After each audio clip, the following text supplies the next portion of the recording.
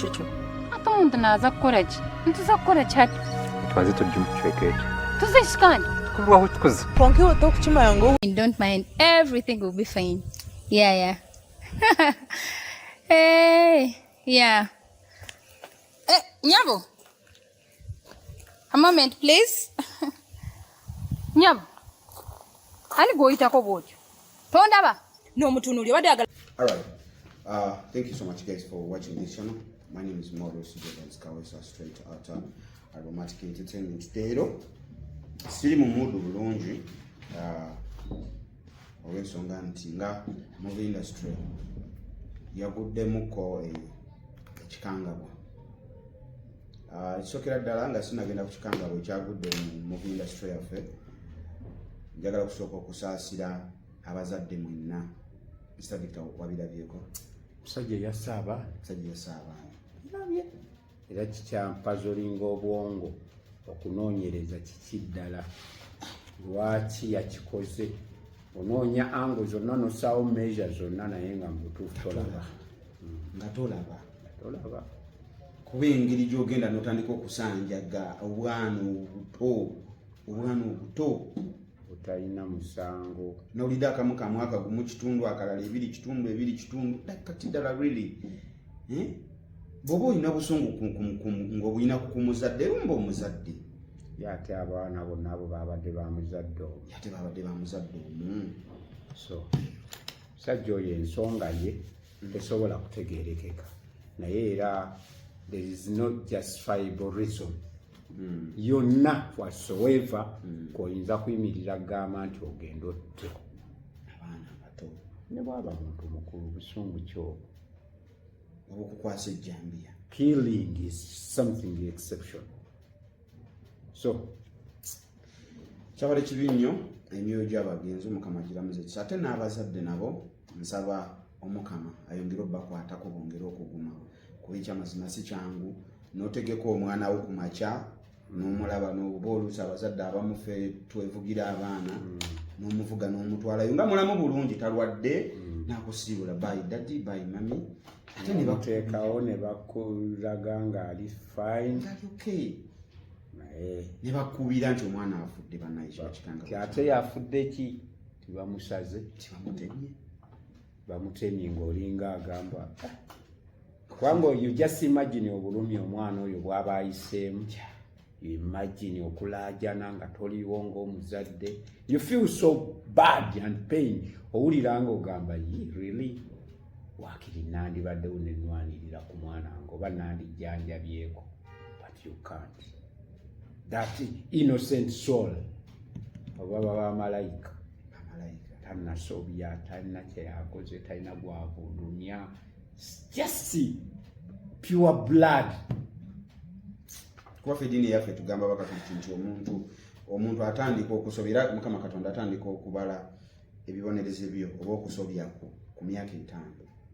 Abo oba otandise okusobera buli kyokola kiba obeera accounted to kyo mu ggulu. Kale kitwale nti obanga ategeera naye before myaka 5 oba okyali mayina byokola tobitegeera. Actually ate mu mateeka g'eggwanga minor is 18. Yes, minor is 18. Below 18 is a minor. Era naawe utavunaanibwa. So kuleka ebyawandiikibwa nabyo naye bazadde tubasaasiddeko nnyo n'eggwanga okutwaliza awamu. Naye nze ndowooza omanyi emabega awo waliwo fiimu ya Mumbejja gye yakola. Ndagire. Ndagire Sarah, yes. Bagiyita Mariam Ndagire. Mumbejja Mariam Ndagire ye yagikola. Longing to belong. Yeah. So fiimu eyo bagi premieringa ku Bati negenda ne mu sinema. Naye omulamwa gwe yaliko obulwadde sijjukira, simanyi linnya lyabo.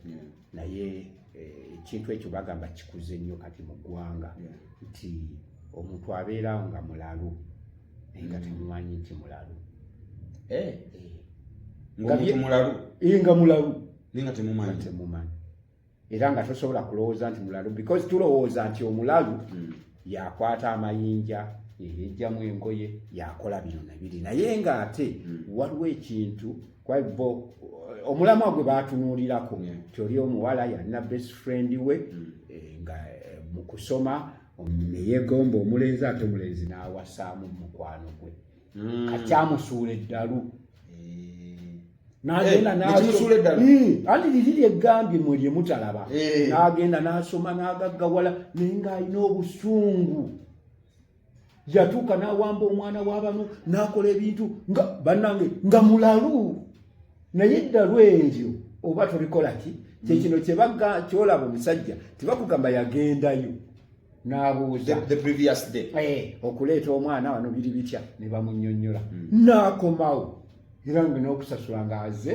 oba yasasudde kwabambaga yagenze era mu administration okitegeera kale omuntu bw'atyo bw'ajja n'atuuka wali ayinza n'okwefuula alingizaako abaana gye basula which is not okay because naye aba ayagala alaba omwana we wagenda okusula wafaanana watya so kakati omuntu oyo you can imagine busungu ki so ddalu Jordan abantu balalu so kyova olaba ebintu bingi bizanyibwako bibeera addressed mu movies zino people don't mind ate ekintu ekyo kizanyiddwako n'abanigeria n'abazungu bakireese nti twetaaga nnyo abantu beetaaga counseling abantu beetaaga understudy Jordan osobola okubeera ne mukwano gwo naye byayogera ngoga naye omuntu waliwo ekikyamu yetaaga buyambi naye ekyo kiva ku kuba nti osobodde omuwa obudde n'omustudyinga n'ogamba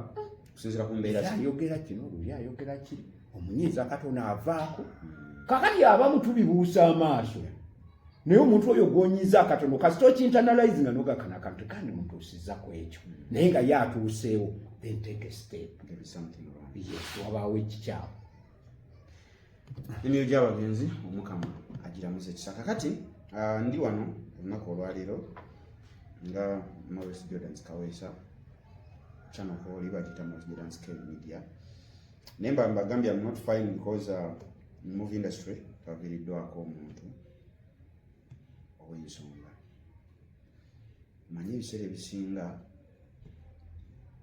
tuba mu nsi n'obeera ng'okola obaolyawo n'olwana nnyo ate obaolyawo wobbulukukira ne batandika okugamba nti no kati yes kati gundi astandinze yes gundi afunye ku mmotoka yes gundi aguze ettaka yes gundi ali bw'ati ate obaolyawo mukama n'akuyita kati ne mu movie industry simanyi ekintu ekyo mu movie industry twafiiriddwako omuntu mukyala Cynthia Kirabo azanye movie nyingi she was a very talented girl naye ne movie gye yasemba okukola Mr. Victor soka weyanjulira abantu taata munonso yatandikidde mu nnaku anti olumu tujja ne tulowooza batumanyi naye oyinza okuba olinako abalabi 100 nga 999 bakumanyi naye ng'omuntu akola ki takumanyi yani oyo so nze Yusuf Kinene aka Mr. Victor ndi nze founder wa Bugawood kibiina ekigatta abazanyi ba film mu Buganda nze chairman committee ku board of directors ya UFMI committee etwala abazanyi mu Uganda n'abweru w'eggwanga one internal and external nzemba twala ku lukiiko oluddukanya ensonga za copyright olwebiyiiye obwannannyini ku biyiiye byaffe mu side eno eya audio visual mu bufunze ye film agambanga ekintu kigatta audio ne film kuba tulina audio bayimbi naye this is audio visual which is Uganda Federation of Movie Industry, in short UFMI. In addition to that, nze chairman wa Uganda Audio Visual Circle. Ebintu ebyo mubiwulira era ba maker abali eyo baba artists government yateekawo ssente ezo abantu okwewola naye nze chairman wa SACE yemu kuzo kwa nyingi naye ya Uganda Audio Visual Circle Cooperative Circle nze chairman waayo So byebyo ebiti byendimu ate ndi muzadde as well as I'm a director of Africana Education Center. It is a primary school. You can support us era ne mutuwa abantu. Okay. Yeah. Oli director wa Africana Education Center, Somero Primary School from P1 to P7. Sangwa na Kifuma. Dizina chifu. Era lirina ekisulo ate nga tupromotinga ne talents z'abantu. Tulina ekisulo, tulina vaani, omuzadde oba omwana tumunona. Ekyo no kiba kyanjawulo okusomeseza omwana wo mu ssomero ly'omuntu ali talented. Yes. Meaning omwana oyo agabanako ku talenti yo yannannyini ssomero. Yes. Sure. Wendi olunaku olwaleero amaze okweyanjula naye ate omukyala Cynthia Kirabo eyatufuddeko oyo yatugenzeeko mu movie industry ya Uganda. Omwami ono yabadde director we. Era mu movie industry omanyi tulina ebibiina mu bimanyi nti onazanyira wano, nazanyira mu kino, nazanyira mu kino. So n'omukyala Kirabo Cynthia ono yabadde amuvunaanyizibwako mu movie industry. Tuze kumanya Mr. Victor, omukyalo abadde azannya mu firimu nga mmeka? Basically ndowooza kansooke tusime gye kiva. Kuba firimu meka kiyinza okuba ekizibu okumanya kubanga abadde azannya ne mu bibiina ebirala ng'akola ne bu gigs obulango. Abadde a special talent obviously ate nga ne Katonda yamuwa kye bayita omukisa luck ng'ate alina ne kye bayita favor. Ye muntu abadde ajja w'oli n'otayagala agende. Tebwajja n'omulaba ne mwogera toba tuyagala akuveeko. Oba ntegereka. So ng'ayaayaanirwa. Naye let me first clear this because bino ebintu birabwa abantu bangi. Origin y'omwana oyo okujja mu industry njagamba sinze namu introducinga. Yatandikira mu kibiina kye bayita Gusto ekya SMK. SMK ye yalanga n'ayita abazanyi. Naye I was one of the trainers mu SMK nga mpita n'enjogerako nabo. Kakati bwe tuba tutambuza ng'ali eyo nga bakyatraininga so ne VJM yabayambangako. Waliwo omwami Kawesi omukulu oyo nga bakwatagana. Kakati ntuuka okukola kasiti ya Kasaali. Akasaali ako kakwata scripting nungi nnyo neŋŋamba neetaaga abazanyi. Kakati omwana oyo bambi kyegambye nti she was lucky. Bwe nagenda okusportinga samusportinga nti muyite naye mpita abalala okwali Jacqueline yazanyanga Jackie Arsenal Mas naye yeye Zaina na Kawesi. Nakawesi Zaina so kati ali mu Loving Beyond nabufimu obulala bwazanyi. So mu Kasaali yazanyanga Jackie nendeeta ba Stella Rama Pounds. Abo tebaali nti baali bammemba bantu but I just spotted good characters. Ezigenda mu cast kakati bwe tutuuka okuzannya nesanga kati omwami ono aŋŋamba waliwo abawala abalala balungi mwabo abawala beyandeetera okulabamu mwaleetera Cynthia Kirabo we namutesitinga honestly nali na passive role nga katono nnyo neŋŋamba this is a different character kwe kumukyusa ne muwa cast ennene. By the way, Cynthia abadde ajjasita agezi bugezi yali mutono kakati bwe tutandika okuzannya mugamba zannya eno nkyusa kasti ne muwe nnene mu Kasaale. Kakati bwe tutandikako aŋŋamba kati nkujjira gyati okuba memba wange. Kati bwe tuzannyako agamba foro nina ŋŋamba bwe mba nyanjula bammemba ba Bugawo oba ba Big Boys nga ye ŋŋamba bano si bammemba bange kakimulumya omutwe naŋŋamba director nze wano mpulira we waka eri yesinje natugenda nesaazanya kiri awo saafuna mukisate gwonokoze ompadde nsaba tutereze ekintu kimuze wano waba wafuuka ewaka era nenjogerako neyeseemuke kwajjukira tuli bakyali ni muganda wange olwokuba nti by then yali mukama we nangamba sina buzibu era omwana oyo honestly I'm speaking this nemugamba nti abo oyagala kufuuka member wano naka membership kosasula she paid the membership so eventually naafuuka member wano mutongole so njagadde okkiriyalinga ekyo because omuntu ayinza okulaba interview eno n'agamba musajja alimba omwana aze mumanyidde wano abcd naye nga tamanyi gyekyava so bwe tutandika olwo azanya akasaale amazima yakazanya bulungi nnyo ate kaatwala ekiseera kiwanvu almost 2 years bwe tumala akasaale olwo mu process y'akasaale afunira onoonya ttaka nyumba ya kugula oba oyagala kugobera ku byapa byo Brand Pro Property Services ku MT Building mu maaso ga Mugulu Empire Zana bano beesowoddeyo kugonjoolera ensonga ezo obukugu n'obwesimbu bye bikulembera ku Brand Pro Property Services Limited abasangibwa ku MT Building mu maaso ga Mugulu Empire Zana tebakomye ku kuteekerateekera ggwanga nga bayita mu kisaawe kya real estate kinajjukirwa nti omwaka 2024 Brand Pro Property Services Limited yakiikirira Uganda mu summit y'aba real estate eyateekebwateekebwa Dar es Salaam mu ggwanga lya Tanzania. Muno mwalimu okusala entotto okulaba buti eggwanga bulirina okuteekebwateekebwa munda mu bibuga ne mu masoso g'ebyalo okubituusa ku mutendera gw'ensi yonna. Ensonga ezogeza abangi obwama ensangi zino eza Airbnb Brand Pro Property Services bazikutte kannabwala. Mu buufu buno omwana omuwala atwalibwa mu nnyumba erimu buli kalonda yenna n'alowooza nti yabba baabuwe ng'ali mu kipangisa ekiggwako mu nnaku 3.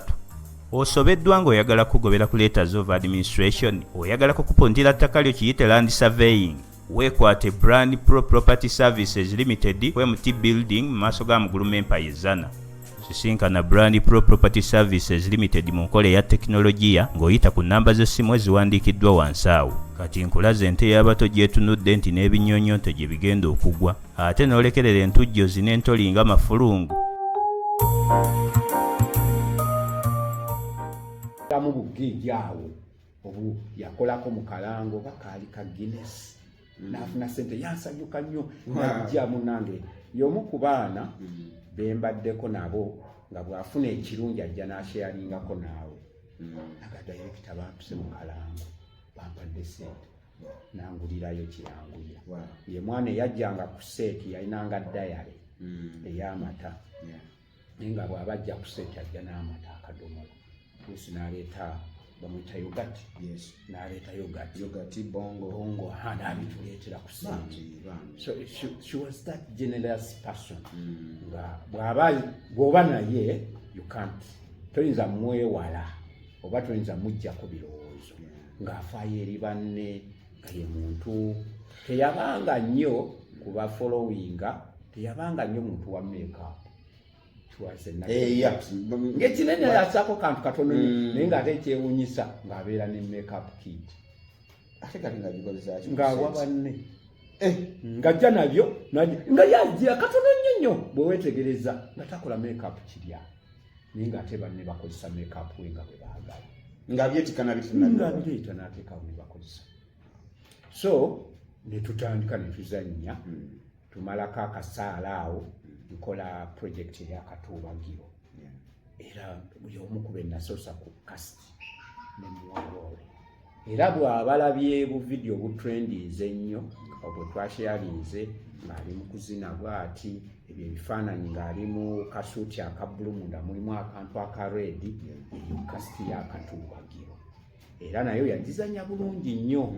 So tuba tukola akatuubagiro director Amisi owa Phoenix amulaba ngamba njagala ku mwana amuwa kasiti mu fiimu endala kyekiri kyegambye si kyangu kubala mmeka so n'agenda azannyako ewa Amisi era nsuubira abamu gye mwamulabira eyo then aba azannye eyo ate director Luzinda Charles n'amulaba n'amuwa kasiti ya fiimu baali bagita akampa era ng'omuwala oyo yakampa olugero olwo abaalulabako mwalulaba nga luli ku culture yeewaabwe. Olugero lwa Kampa lwali lulungi. So ate ng'ekyenjawulo ekyaliwo olugero twagenza okutegeera nga lwakolerwa waka ewaabwe ddala. Yes. Awo wali waabwe ddala nga bwono wazaalibwa. Yes, nti olugero lwali lukwata ku culture ate nga yo already kyebaagala gyekiri ewaka kyalo era ne yeetikka Luzinda ne ttiimu ne bagenda. So bwe njogera ndowooza mutegeera empagi eyo omwana asobola okubeerawo n'asitula ttiimu n'agitwala ewaabwe n'abawa location facilitation ne bakola film nga ne facilitation bino nti kulya kunywa ebingi nnyo bye kati ebyo bw'onooba oyagala kweyo sitole ya Kampa nga yo n'obuuza Luzinda naye bwe twabaddeyo ne Luzinda kennyini ng'agamba omwana buli kimu nga bwe kiba twetaaga ekintu ng'adduka misinde kagamba era omuntu ali ewaka bagamba banywa amata kujulagana ababigere muzigo kugamba ng'omuntu ali ewaka and the mother the family ne bawelcominga nnyo abantu.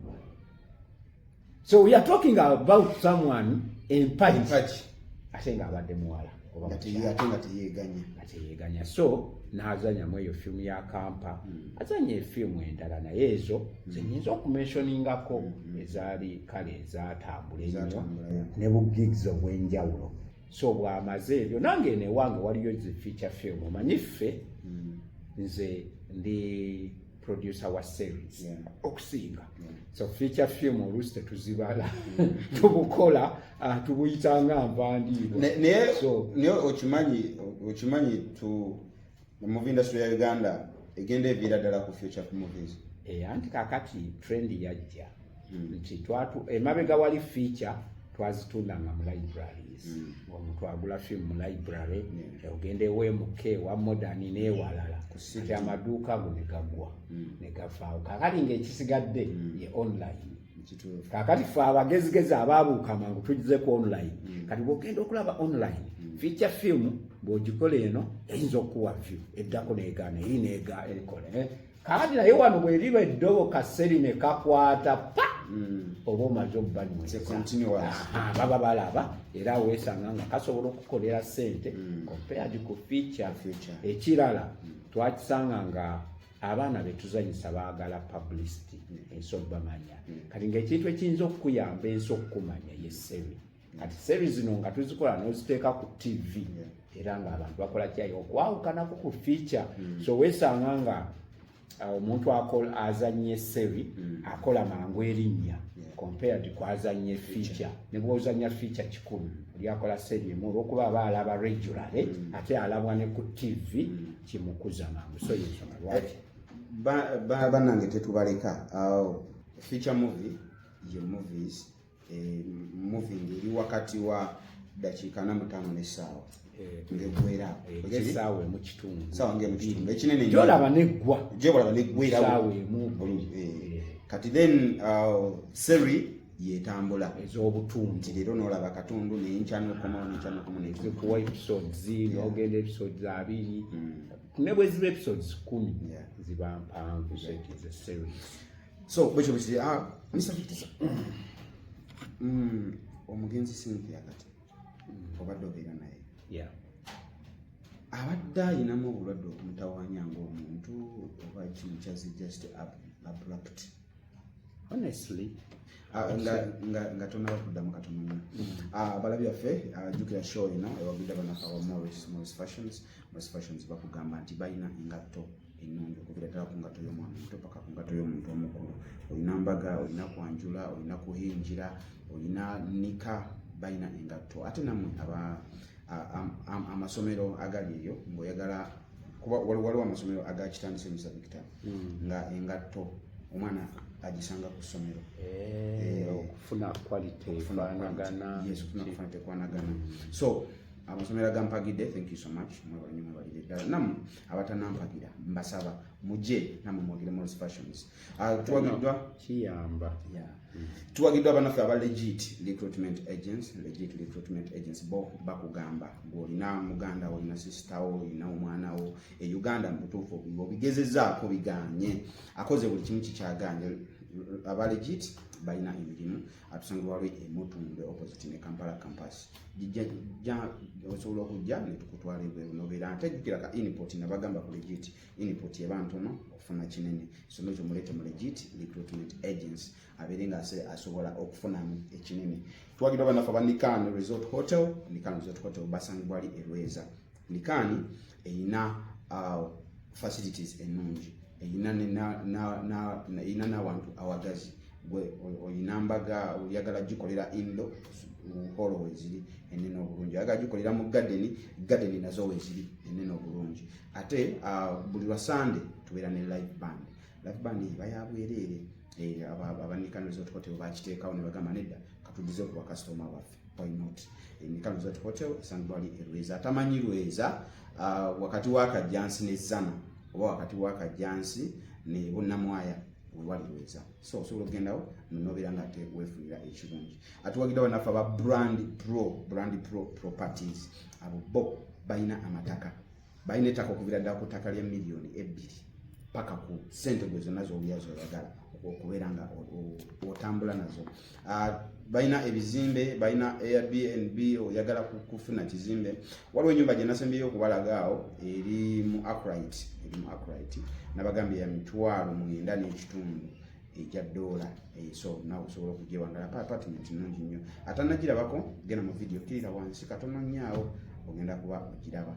Thank you so much. Twagira banafu aba Mama Interior balina ebikozesebwa mu nnyumba byonna oba omaze okuzimba ennyumba yo nga tonagiteekamu kateni zino osobola ogenda ku Mama Interior balina bed cover balina ziduve balina toilet racks buli kimu gwe kyomanyi kikozesebwa mu nnyumba Mama Interior akina basangibwa ku Arua Park akalango era obwedde okalabaawo osobola okugenda nobira nga bafuna kuba osobola banonya ku TikTok account yaabwe era kuliko Mama Interior.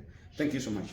Dance Kawesa katuddeyo wa Mr. Victor abeera ate asobola okutugamba kiki ekyabaddewo what will happen. Yeah. So badde ogambuzizza nti oba omwana oyo abadde n'obulwadde bwonna basically ebbanga lyemmaze naye almost closing to 5 years 6 because yajja 2021 5 years 2021 yeah 5 years so kakati omwana oyo tubadde naye ebbanga lyonna saamulabako ko saafunako information yonna nti mulwadde kuleka omuntu okulwalamuko ng'omuntu ebya bulijjo naye bwe wayite ndowooza oba nga mwaka gumu awo emabega era ngaera nikitwala nakyo nti kumpi kya bulijjo okulwala omutwe omutwe ne guba nga gumulumamu nga omutwe gunnuma ate ngaera omutwe because omutwe ffe tukitwala kize sayini ya nti wabaawo ogani oba ekitali bulungi oba wakooye nnyo oba olinaki omutwe ize sayini siobwadde omutwe ize sayini nti yonna kyolakinga mu mubiri nti waliwo problem ku sisitimu ye ey'obulamu olaba si kyangu omuntu kulwala musujja n'ataluma mutwe okyegendereza si kyangu okulumwa senyiga n'otaluma ekyo kyabulijjo si kyangu kulumwa olaba omuntu yeekoona akagere kano nga kamuluma naye n'omutwe ne gukola kintu so ebiseera ebisinga omutwe oli bwagamba omutwe gunnuma era bwegenda mu ddwaliro nga omutwe gukuluma bakebera ebirala era ojja kusanga nga bakuwa eddagala lyaki naye ly'omutwe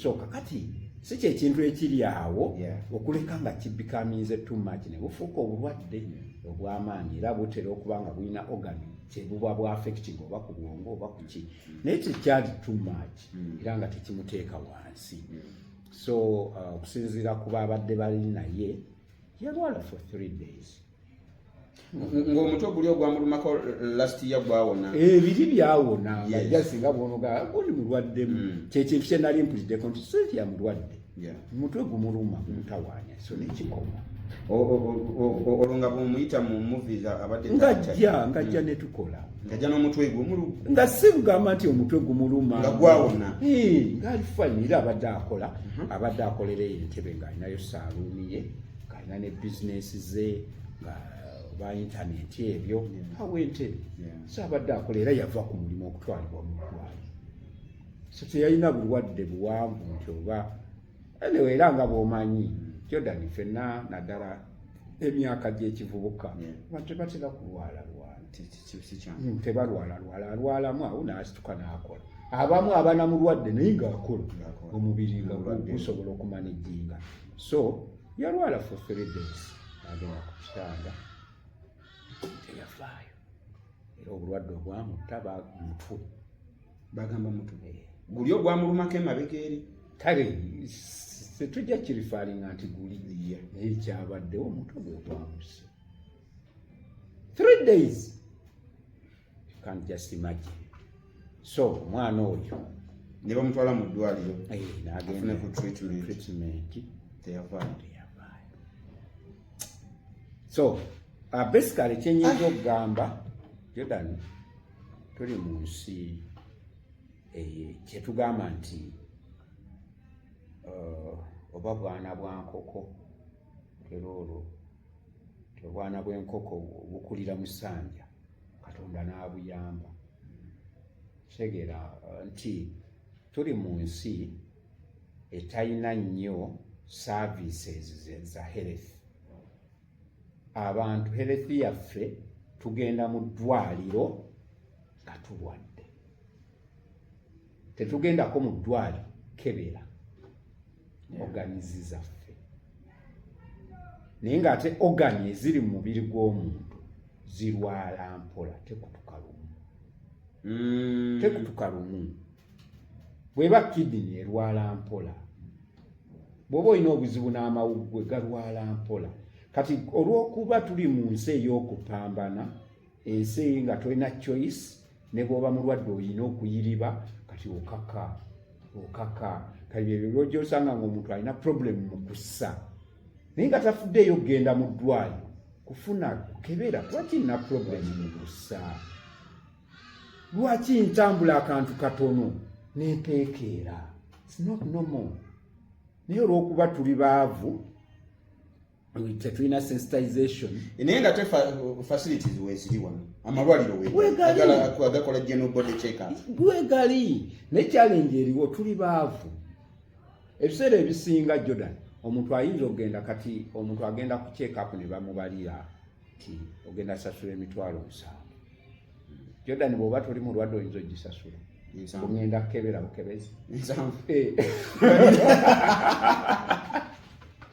naye ng'ate weetaaga okukebera n'omanya nti amawuggwe gange gali bulungi kidini yange eri bulungi kino kiri bulungi because system esobola okukulaga ti waliwo problem eyinza okukula tugijjanjabe nga bukyali eveewo so kakati ffe twesanga ng'ekintu kimala kukula kyekiri ekirine ku kansa bantu balwala kansa n'aba ne kansa tugeze ow'omubyenda ebiseera bino kansa oyo ow'omubyenda ava nnyo ne ku ulcers basinga tulina ulcers bantu bakaba ulcers naye ulcers ezo zisobola okudeveloping into cancer naye nga tumanyi zisobola into cancer ze cases ezisinga yensonga lwaki abantu bangi bafa nnyo kati ne bagamba ti ulcers zamusse anti yes nakidevelopinze twaziika omukyala maama waffe e Masaka eyo tugenda namwabiza lumbe omwezi guno twakamuziika naye was cancer mu lubuto nga bagamba kyali development maybe from ulcers kwabatuukanga ebyenda munda nga tebiri kya support nga tebisobola so kakati ebintu ebimu kiringa bw'onoogamba n'onsonyiwa Jordan naye nze when it comes to life ngezaako nnyo okutunuulira obulamu nti osanga omuntu nga abeera awo tugeze abasajja batera okudevelopinga prostate cancer era bagamba myaka 35 awo kibakkomo naye omuntu amala kutuuka myaka 5 nga tekikyajjanjabika nina kati ne ku radio bakuba obulango mugende mwekebeze ne bateekayo n'ensiisira ez'obwereere emmengaawo oba mu bitundu ebyenjawulo mujje mwekebeze genda okebere bwe kiba mwekiri bakijjanja bikiwonde kiringa abavubuka nvubuka omugamba genda owekebeze ku HIV tinedda ekyobutama nyanti okayina kitegeeza ti tokayina kayinza okubaamu anti saha yagamba this is a serious issue nesa oba yavaawa saha yagamba mbu yalinga agenda nnyo okwekebeza nga buli luvannyuma lwa myezi 3 agenda neyekebeza mbu lumu omusawo n'amugamba kwekebeza nnyo naye kyonoonyo gye kifu statement kati okuva olwo naye musajja ate teyaddayo no kyalina amakulu gatya Jordan tosobola kwekebeza nga tolina kyosuubira tolina gye wayise Jordan bwemba andirabayo neekebeza omwezi gwo nenzuula nga ndi mulamu neneekuuma bulungi lwaki nzirayo after 2 months anti bagamba nti siri musinga kwata olwaleero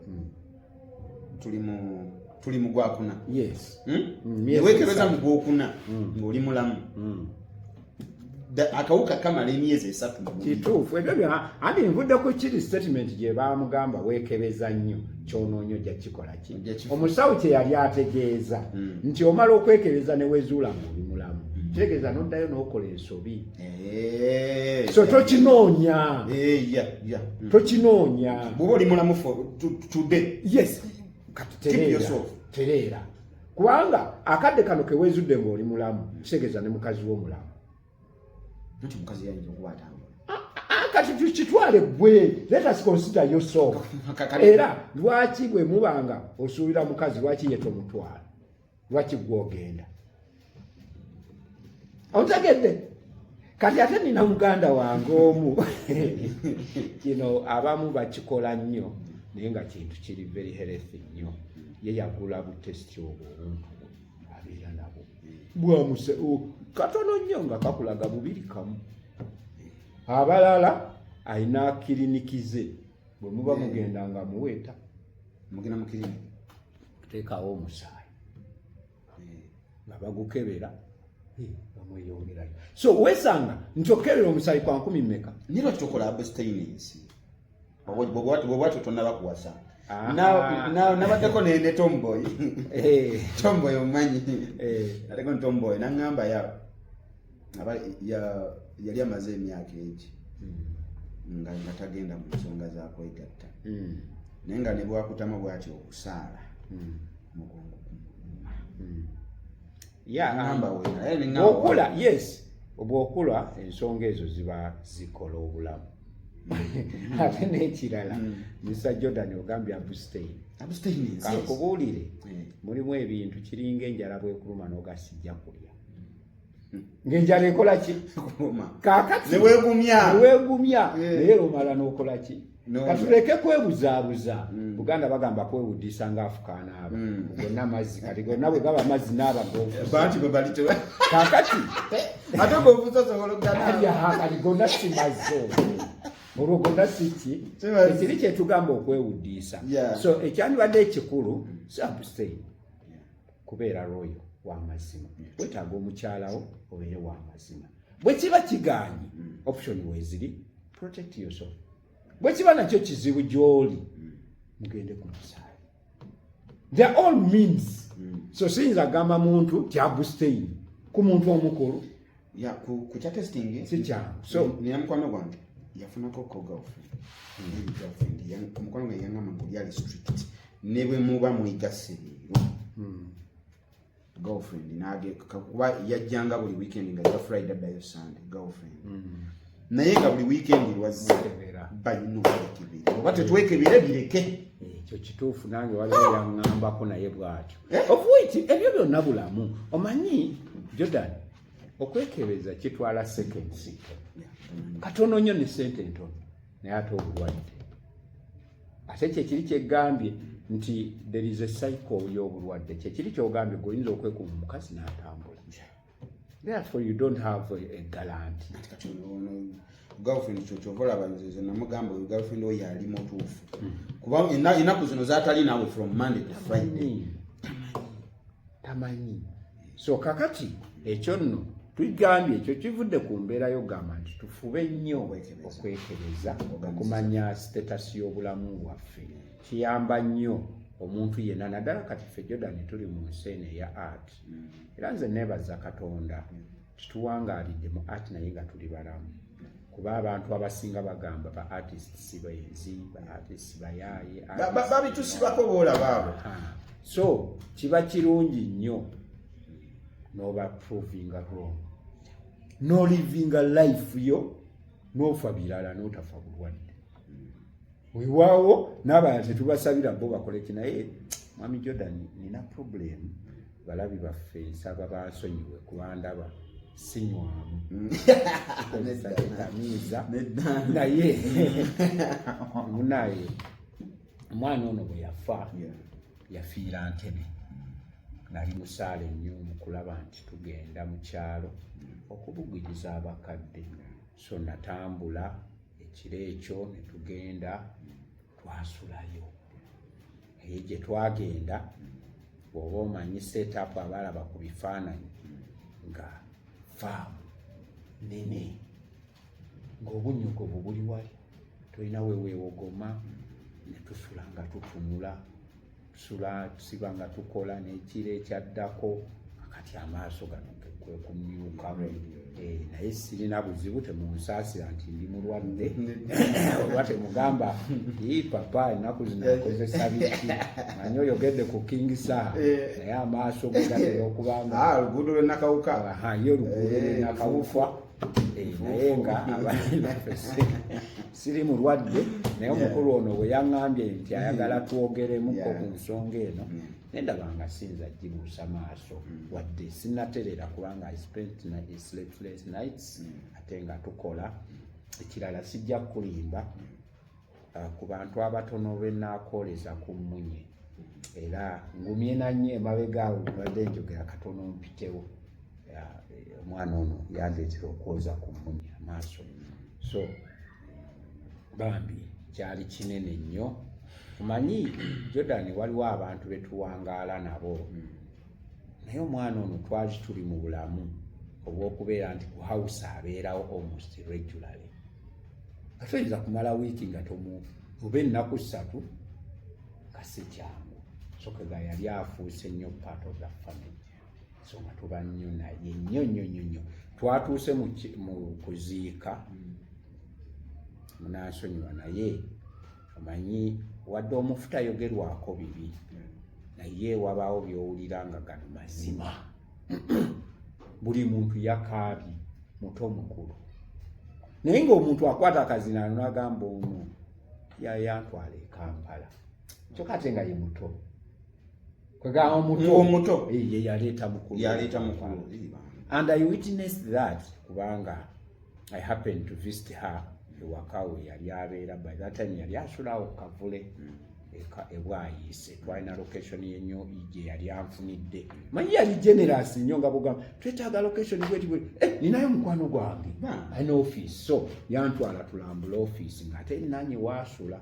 so nanga jangu obuuze ku bantu bange nentuuka ewakaawe nga mwana muwala muto naye ng'alabirira baganda be nga basulaawo nga bava mu kyalo basulaawo nga bwe bayiya ekyokukola era bwe baagamba nze yantwala e Kampala waliko muganda we alina yaweereza naye agamba ono bwe nali mpanga byonna ono ye yannyambako okufuna omulimu gwenkola bakulu be so buli muntu ng'akaaba bibye nga ndaye witnessed that kuba naffe eno olaba nti kugambye nkwadde incidence nga bw'oba oyagala location very first agamba akankubira ono tufune kino nga ne bwe wabaawo bino twagala kukola kino kampuni eri staaka wano ne wali nga ye abaawo nagamba akankole bweti so oyo ye mwana gwe tufiiriddwa mu industry omwana ono Jordan abadde muzannyi ow'enjawulo tesobola kumenya kufuna clips ze zonna naye osobola okunoonya ku fiimu gye bayita Akasaale mwali nnyo osobola okunoonya ku Katuubagiro Akampa simanyi oba yajja uploadinga ku YouTube so genda ku YouTube hole images ojja kulaba Akampa so mulabe omuntu ki gwe twogerako and another thing I want to appreciate the world manyi bwe tuba tukyali mu bulamu kyetumanya titulina kyetukoze naye nalabye TikTok family mwana ono tabadde nnyo nti TikTok nga naye apostingayo ebintu mpolampola naye ensi ya oba family ya TikTok yamubise buli muntu yabadde concern endabira ddala video zimwogerako and another thing I appreciated the world bamanyi okwapreciatinga one na video gye nalabye ng'oli agamba omwala ono namulabira mu kasaale nga muzanyi mulungi nnyo ne mmala ne mulaba mu katuubagiro so someone aba n'omukululo so ate bwe tuba tubikola eno tetumanya nti abantu bano bafollowinga era baappreciatinga ekirala nengenda ku Phoenix omukulu nga nako kwali bamupostinze bamubise nendaba gundi abasinga bamupostinze ku Instagram X kugamba olabanga kati X bagita Twitter yali Twitter X right so nga bamukoze eti bamupostinze so ekyo kitegeeza ensi ebadde bambye mu appreciatinga era nkakasa entuuyo ze tezagendedde bwereere challenge yeeri kyebagamba nti obwato bufa magoba kabaka naatera okugira kati ate nekava nga kagwamu kakati omwana ono oba oliawo abadde asemberedde okulyapa ku ntuuyo ze kwaffe mu art ne bwe baba bayimbi nti osooka kulwana nnyo kukola linnya era mu processing okyakola erinnya oba tofuna ssente naganze ate gwoba oteekamu weteekamu kwambala ddamu noddamu likola oti wesanga nga director oba producer akasente kakuwa katono gwosinga okwerwanako kandi bw'omala okutuuka wano ng'erinnya likuze liweze baappreciatinze otandika okufuna ku mirimu eminene kakati emirimu egyo eminene we gibadde gijjidde kakati n'amujjoola so mukama tusabe Allah amusaasire byamusobako oba kwe kuli okukozesa mu mibiri gyaffe ennyo kyewagambyeko mu kusooka nti nze ndowooza tyoba oliawo omwana oyo ayinza okuba yalina problemu endala mu bulamu bwe gy'ataasobola kumanya mu budde kitereeza kuba omutwe nnaku 3 olabanga kirala so oba oliawo ate nga bambi mwana oyo yali healthy ng'alabika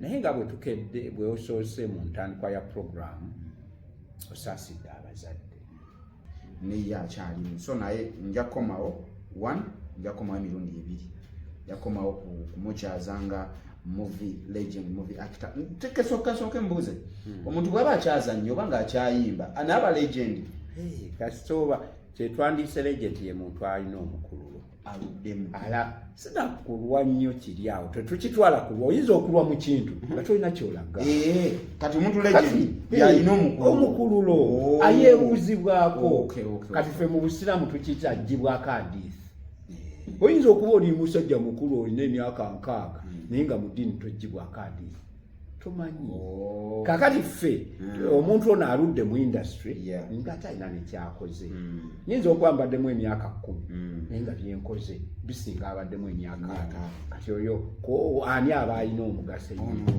yes wadde legends tukitwala nti omuntu omukadde naye era alina okuba omukadde nga talina nekyakoze kubanga nze Jordan musajja ayinza okuba abadde mu industry emyaka 3 naye nga talinayo firimu nga 3 wadde 2 kubanga alinayo kafirimu kamu naye nga ate bw'ogenda katale okukanoonya bw'obuuza abantu firimu eno mugimanyi nonese kyebagimanyi kati oyo aba agamba kyaba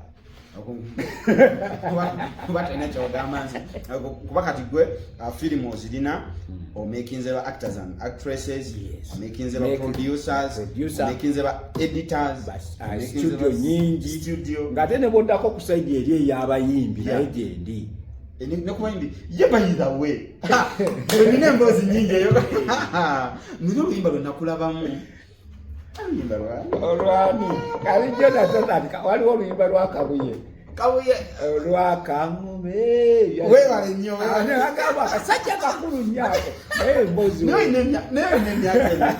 naye emboozi yalulala kakubuleko Jordan Kakubuulireko.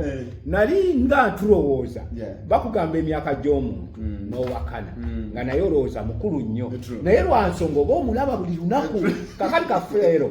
Pojjo Kafeero yafiira ku myaka 37. Bw'okigamba omuntu awakana. Kwa yali amulaba buli kanaku ate ekirala yatandika mangu. Kakati ekirala kansooka ekiryalinga akantu ako katono nnyo. Ak'oluyimba olwo. Oluyimba lukadde nnyo. Evidiyo mpya. Kyekyenjawulo kali abalabi balowooza nti oluyimba lwe lumu emyaka gya vidiyo gye gimu n'emyaka gyayimba. Nina nno ng'okyali awo nina n'olwa Dani Mugula abagagga be babintumye. Abantu basiibawo ne Dani Mugula wendi walimu abagagga be babintumye. Kakati tetulina tuludde mu industry. Nze nkulaga industry njingira 2001 ngakyali mwana. Tobasunirako tujja kudda tobasunirako emboozi. Lulala wayingira otya movie industry? Lwaki waisalawo movie industry other than other jobs? Other jobs gyeziri ekirala abantu bategeeze Jordan. Nze ndi musajja ate lecturer. In other words, na masters. Ngojeko lecturing aba movie actors and actors. Bine byaffe ndi lecturer ku St. Lawrence University. Era nsomesa abayizi. Ndi muyivu. Ndi mukugu. So sometimes kyensinga okwenyumiriza mu bulamu bwange Jordan. Simanyi. Naye nina kyenyinza okuweerako ekyokulabirako kino. I live normal life and cool life. Stress free. Yes, ekirala nebaza Katonda nti nazaalibwa mu family nakula sente nziraba nga weziri era nina mukwano gwange tolina gye twasinkanye bagamba bannaye gundiyo makatuye ekyaliyo ng'oyo nno twali naye ku university kali be nabadde nabo ne bangamba Yusuf wali ku university ng'okuga makatu wali ku university ng'ogenda mu makatu ng'ate yeriko emyaka egyo kakati oliya nabadde nabo ne bagamba nedda naawe nga tokyogerangako ne mbagamba nga nkyogeza kingattako kireeta omugaati olwaleero naye ku university nga nvuga so china kikireeta no omanyi bano abantu abatuliraane bo bamanyi nti ffenna twenkana tuli ba bulijjo kakati sebo omuntu oyasomeranga sebo anti wamanyira Jordan womanyira omuntu eggumba ng'omutuuseeko kati Jordan tubadde ffenna emyaka mingi naye wali totuukangako wa naye obadde onsuubira byolabye byolabye obisuubira bade sina kyensuubira nakamu nyinza n'okugamba nti kalina gye nkulagiridde okuyimirirako nginamu omukolo gwe nkulagiridde wano ye kalina esinga obunene ku sempa nyinza kugamba nina we ŋŋenda ku Salama Road ekizimbe ndibikutwalako n'ensolooza ku Salama Road kalina so kakati olumu ntibbanga ozze naye tuddeko emabega nze I was generous in my life jukira we mwakoleranga program era naawe nkwenyumirizamu and I give people example kubwo nti ebiseera biri ng'olina passion ya presenting nonoonye obusente bwe obutono jukira nga tusetinga ka green screen nga kukwata obuntu mukola bu program nga kundi oyo abe nga kalenzi katono nnyo okyegere ne Mr. Conrad. So when I see you you're a CEO of a certain channel ngate performing bulungi I say yes. People live their dreams. So I can tell kakati nange wali abasobola okwogera Mr. Kinene oyo naye nze njagala ojjukire wali odabyeko nga sivuga niwe twabeererawo nali nvuga nengera emmotoka yange sijja nayo buli nnaku tebeera gyeri nsobola okugamba nti osobola okundaba mu bulamu nga sivuga mmotoka naye nga ate nnina emmotoka ezisukka mu 2 oba 3 naye nga weeziri. So I just live my life. I just enjoy this simple life normally. Mr. Victor, we need another day nga ngenda kubeera wano tunyumye. We need to tell stories because anzijukiza ate ekintu kya green screen befacing nga never Abe never Conrad. But thank you so much, we appreciate you. Thank you so much for being here. My name is Maurice Gilans Kawesa, straight out to Aromatic Entertainment. Mbadde ne Mr. Yusuf Kinene oba gumanyo nga Mr. Victor nga tulina ensonga zetwogerako naddala nnyo ez'omwana yatuvuddeko mu industry ya Uganda. Twamuziise Mubende eyo Kasambya yetwamuse n'ekirala mpozi as we wind up Chris yoyo bambi Katonda yamublessingayo n'omwana abadde alinawo akaana kalenzi ka Emma like 8 years kana simanyi naye nja kufollowing up ndabe kubanga family teyandabikidde nti ebibubi naye njaga kufollowing up tulabe nti bambi tekajjula tubaako kye tukayambako nekamanya nti mikwano gya mami gyebali so kye tukyebaziza Katonda era Jordan gwe kirungi omikolo wagikola family ogirina gwali eyo ng'okyalowooza tonnakula bambi you never know do something ng'okyalina obudde abantu abamu batya okuzaala sigamba kuzaala bangi bwotosobole naye ne bwe baba babiri omwana mu nsi Katonda yamuliisa nga bw'olaba nti teri mwana Jordan ava mu lubuto lwa nnyina ne bwe kaba kakazi kanaku ne bw'aba maama mulalu kyave mu lubuto lwa nnyina agenda asabe ku munnyo mu lubuto lw'omukazi omugagga wali okirabyeko buli muntu Katonda yamutonda ng'omwana oyo mu lubuto lwe yeemalirira era ajja ku nsi aba n'ebibye nekyansize so bw'oba ng'okuze myaka 20 kyandibadde kirungi funayo ezzadde lyo teekawo Katonda ajja balabirira ate ebiseera ebisinga tufaayo tuwaayo tuyiiya okusinziira kye tuli obuvunaanyizibwa bwe tuyina era weesanga nnyo nti okusinziira ku kizibu ky'oyina bw'okiyiiya ne kivaawo ng'okkakkana nga tokola so bw'onoofuna famire ojja kubeerawo obuvunaanyizibwa n'abakusaba buli kaseera ensonga lwaki olwaleero wagendako e Dubai walaba si yadduumu naye ng'ate bagaggabazi so wano abayina buli kimu tuli wano tetuli bagagga benkala naye ng'ate emyaka gy'ensanvu bali mabega waffe era nga bakugamba Uganda yawaako obuyambi wa Dubai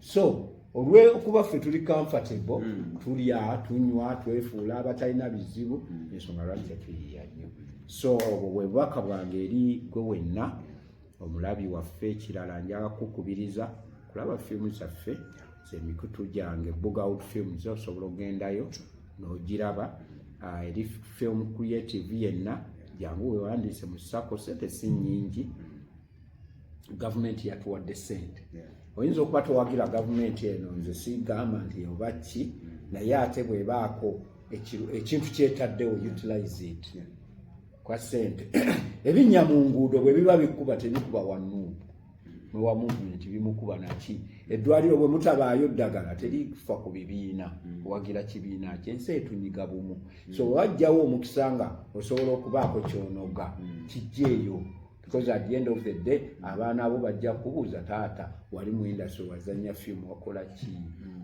kuleka erinnya lyogenda obbalekera omwana wa gundi nga balowooza mugagga kumbe mwavu tayina so mujje mu ssako ewole tujja bawa sente ekirungi ekiri mu ssako eno Jordan yo ya nkizo kitusobola okusinziira ku mulimu gwo era tuli mu kudevelopinga system nga Jordan omukutu gwo guno gusobola okweyimirira n'ofuna looni kati ffe twesanga omusomesa wa primary nga omulimu guno gwayina gumweyimirira mu banka ne bamuwa looni nga employer yakola ki so omukutu guno tusobola okumanya tigukola $1 bweziti omwezi naye weetaagayo milioni 10 mu myezi mu mwaka gumu ogenda kuba sente ziva wali buli mwezi zijja kujja nga zisasule tolabanga esana advantage kibula kukwata bukwasi firimu yo nogamba yiiyo so si kukwata ate kabanjako katwaleyo mu musingo so it is an advantage bwoboze mu sako zino ezaffe ez'aba artist sente zino ze baatuwa billions 28 tunojjoleko ekyo tuzifuna tutya sente ezo ati ekisooka kati zino sente ekizibu kye tuyina Jordan wakwabwe program ewambuye kati tu anti jembale amayi Mr. Victor just become a SACCO ayine ebintu bingi it's just become a SACCO member. You just become a SACCO member nga bw'omanya amateeka agafuka SACCO gengamu zino sente sizakweyokya. Yes. It is a revolving fund. Yes. Zikozesezaayo n'omulala zikozese. Kakati gwe wojja mu SACCO osasula omugabo mu SACCO eyaffe buli SACCO erina ebyayo naye eyaffe osasula omugabo gwa mitwalo 2 gyokka n'akatabo ka 15. Gyemitwalo 2 kitundu kati anotandiko saving nga bw'oyagala. N'entandiko saving. Yes, SACCO it is a saving and credit. Empagi esooka olina okusavinga eyokubiri olina okwewola. Otegeera is empagi saving and credit. So okufuna ku sente zino biliyoni abugambye 28 naye baazitematema zimwe zigenda mu bayingi zimwe zigenda 28 gavumenti zeyasaayo. So buli kati okugabanako mbafuka memba wa SACCO gyemitwalo 2 n'ekitundu ziri n'akatabo then tandika okusavinga ne bwo saving 15 ne bweba wiiki bw'omanyi saving wo nga bwakola bw'osobola okufuna kakati kuwa advantage ti bw'oba oli memba ng'era osavinga ojja ne kwewola bw'otaba memba tosobola kwewola. So buli actress ali entitled ali privileged, not entitled, privileged kubanga si kyateeka si kyabwavize. So bw'osobola okujja n'okola ki ekirala advantage ekirimu nti bw'obeera member kannagambye nkulira federation bw'oba member mu federation tusobola okweyambisa royalties zo. Firimu zirize wawa CMO collecting the royalty era CMO esobola okusayiningira negamba tulina firimu ze 10 tuzicollectinga ko royalty bw'anaaba alemereddwa okusasula tusobola okukwata royalties ze ne tusasula kino. Kati kano kaama Jordan n'ekizibu lemeddwa okugula ennyumba okugula ploti n'okuzimba kwata firimu ze wakola enkadde ziteekeyo ng'omusingo genda ne mu UFM ayo ku backing otegeera ofune sente genda okola ebyo otegedde eno ziveno mpola otereeze ebibyo okategedde. Ekirala interest rate yazo eri very low, it is 3%. Abamanyi ebyokwewola banka zitera kuba ku 18%. Eri 3% like kakati mumbale nyangu bwe tuba tukuwoze omutwalo gumu 3% y'omutwalo ze 13,000 tesiku bisatu ziba nusu bisatu ziba bisatu not 30% 3% ziba nusu bisatu kati zino nusu bisatu mbanzi z'oluvannyuma lw'ebbanga ki anti kisinziira kwa ebyo byonna mukkaanya gw'ogamba kize kwewola naye enjaga myezi 6 yene kugamba buli mwezi sente zino zetukuwadde 3% bwe bakuwola akakadde ziba mitwala esatu kakati ziba so it is little money anti kati bwewebala mu banka katugeze basobola okugamba bakuwa interest rate okusinziira ku banga lyogenda okubanga tosasula interest esigala ye bayinza okugamba rate esigala ye naye just ebbanga ne liweza sente kubanga yo rate esobola okugamba nti bwe guba mwaka gumu kitegeeza akakadde kamu kajja kuba kakoze emitwalo 2 so bwe guba mwaka so bw'oba emyaka 2 olwo kakola emitwalo 4 so rate esigala yemu naye period gy'okoma okukozesa sente zaabwe so this rate is 3%. So gwe banga lyokoma gyokoma ozikozesa neno gyezikoma okukola amagoba. So I'm calling upon you people bamakers mujje tuzimbe ekintu kyaffe kyekisinga obukulu n'ekirala njagala kutumirako bafilmmaker mwenna abakola n'abawagizi baffe na musajja wange Kawesi Geoffrey oba oli mukyazaako naye Kawesi Geoffrey ninayo show Jordan njagala ompagireko mu gw'omukaaga nga 26 ku Bat Valley ninawo show banange ngenda kujja luli nakola show naye sajja era nagate mwampagira nga papa wajja sajja mazima mukulu sajja naye this time ngenda kujja aromatic team omukulu Ahmed Lubowa muganda wange Kabulaza webale nnyo okukola mirimu webale kukwatirira industry mirimu tusiima ate mukuliko omupiira